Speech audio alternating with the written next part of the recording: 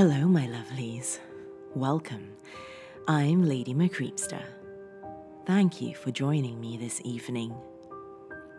Today's tale is a direct submission from author Dsqueaks and raises the question, what would you do and how far would you go if you knew you could get clean away with something? In this evening's tale, called The Calm Before the Storm, we find out exactly how far one girl is willing to go. Come now, my dears, lean in closer and we'll begin.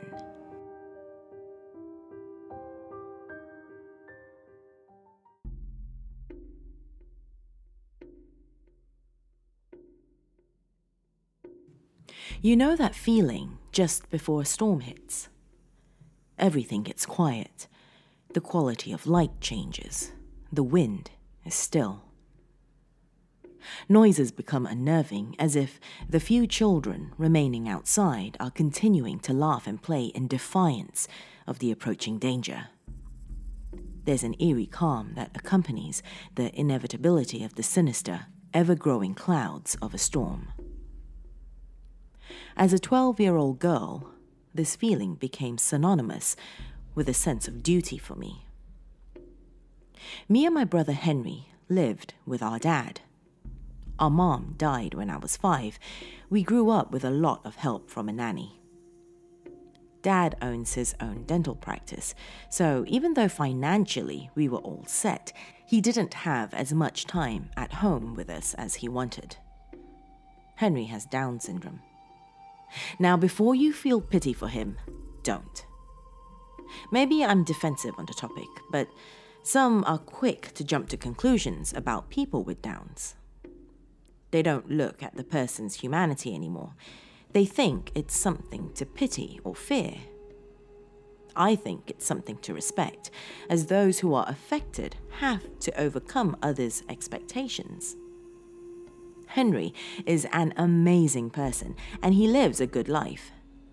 He works at a Goodwill, he likes reading, he has friends, and a girlfriend, Hannah. She also has Downs, and together they've changed a lot of people's minds regarding what that really means.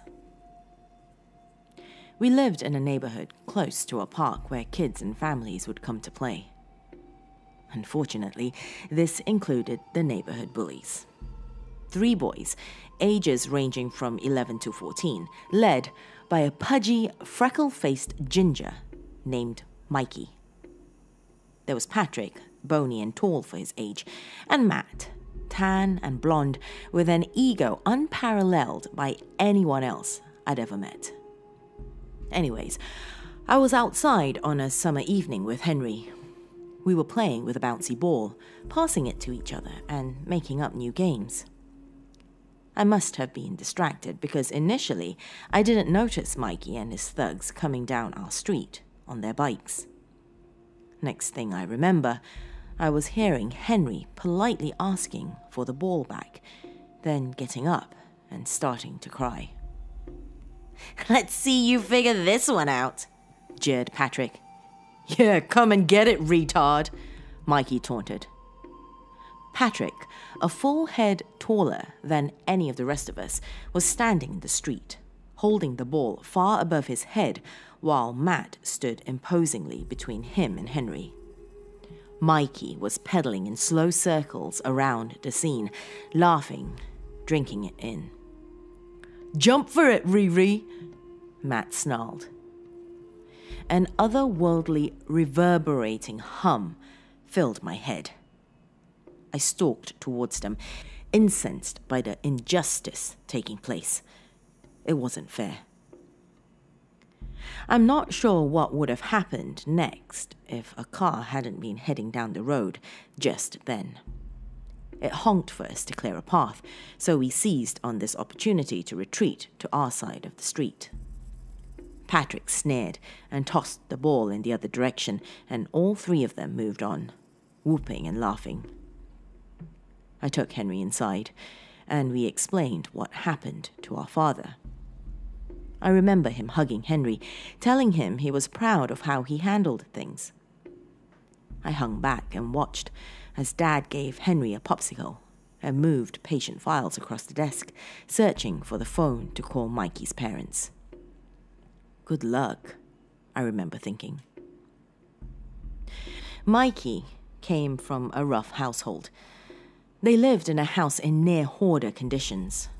He would often come to school smelling dusty with stained clothing. After Mikey turned 10, he would occasionally show up with bruises. There was a reason he was the way he was. Young as I was, I knew calling his parents wasn't the way to handle this if we really wanted to stop it for good. I knew I had to do something. The next day, Henry, the nanny, and I went to the park. Our nanny and Henry were reading Garfield comics together, and I had gotten up and wandered a few feet away. I noticed Mikey alone, riding his bike. Something in my memory reminded me that Matt's family was out of town for the weekend. I had seen Patrick painting a fence at the school earlier. He had been caught vandalizing the property and was now being monitored as he washed and painted the vulgarities away. The likelihood was that Mikey would be without his crew for several more hours. Mikey was headed towards the far side of the park, which had hiking trails and fishing spots. A small, slow river ran through the area. I told our nanny I was going to the far side of the park, to the pavilion where the bathrooms are. I walked that way, veering off towards the river when I was out of her view. I caught sight of Mikey again and followed him until he stopped. A duck or something had caught his attention, so he dismounted and stood at the raised, rocky bank of the river. My blood pressure pounded in my ears as I stepped out from behind a tree to face him. I startled him, then he scoffed. "What do you want?" "You shouldn't have done that the other day." My voice was shaking from anger and fear. "That's what your dad said on the phone yesterday. Apparently he doesn't know that whiny little Riris need to be kept in their place." My fists clenched. The world was quiet. In that moment, there was only me and Mikey standing on that ledge. "My brother's name is Henry." "That's what I said." Mikey grinned and leaned his face in closer to mine. "Riri." My fist collided with his fleshy face, pushing him off balance. In a single chaotic motion, the hem of his cargo pants caught in his bike chain and split a second later. Mikey and his bike were over the ledge. I heard a sickening thud and a splash. Unable to stop myself, I edged forward and looked down. 10 feet below me, he lay there, unmoving. He was face down in the shallow water, his bike on top of him. His head landed almost directly on a large rock, which was now smeared red. A pool of blood emanated outwards from him. I walked back towards the park on shaky legs. Somehow a pragmatism was taking charge inside of me. I weighed my options. If I told the nanny, my father, the police, anyone, I risked everything. I'd end up in juvie, my father would be drowned in legal fees. And what about Henry? Would they take him away from our father? Would this look like Dad was an unfit parent? Or what if Henry found out what happened and blamed himself? As my thoughts turned to Mikey's family, the pragmatism in my mind grew more persuasive. A hideous, cynical part of me even thought, maybe he's better off.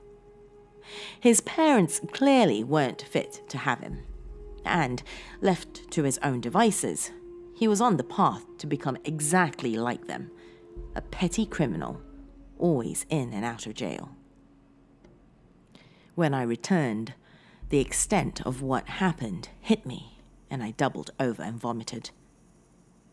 The next few days are a blur. The nanny rushed me home, of course, fearing I was sick. After that, I faced the worst night of my life. Anxiety, guilt, and fear wouldn't allow me to keep anything down. I couldn't sleep, and when I would finally pass out from exhaustion, images of Mikey's head split open on that rock filled my panicked mind. I stayed in bed for days, too weak to do anything else. Somewhere around the second day, the news of Mikey's death reached our house. It was reported as an accident. In fact, it wasn't even the first of its kind. The city vowed that to be the last one, and a safety rail was installed. There was a special fundraiser for it, and a vigil for the family at the school. The paper printed an obituary. Nothing else happened. I expected the police to come for me, and they never did. It was open and shut. The case of the problem child who did society a favor and rode too close to the edge. The calm, pragmatic side of me thought. Without their leader, Matt and Patrick didn't show up as often, and when they did, they kept to themselves. Eventually I slept. Eventually I moved on. Eventually, the calm, pragmatic voice convinced me that what happened was for the best. That was 20 years ago. I kept my secret, and my life returned to normal. I grew up, went to college, and got married. I've used greater good logic and have, for the most part, forgiven myself. I'm only telling you all of this now because of what happened last night in the parking garage. I was walking to my car, but stopped when I heard something. Two men's voices, jeering and laughing, and a woman's obviously frightened. I was far enough away they couldn't see me in the dark behind my car. One of the men, the taller of the two, was holding the woman's bag above his head and laughing. The shorter man advanced on her. He grabbed her throat and slammed her into one of the cement pillars. "Come on," he growled into her face. "Jump for it, bitch!" I froze. I had my key in my hand, poised at the keyhole. I couldn't believe what I was hearing at first. I hadn't heard these voices in years. It was Matt and Patrick. I felt the eerie calm. I had to do something. Criminals kill each other every day, the pragmatic voice reasoned as I quietly retrieved the handle to my car jack from the trunk. They'll call it gang violence. I tested the weight of it in my hand. This too will be open and shut. I walked quietly and directly through the shadows towards Matt and Patrick, something grim and inevitable rising within me, like the sinister, ever-growing clouds of a storm.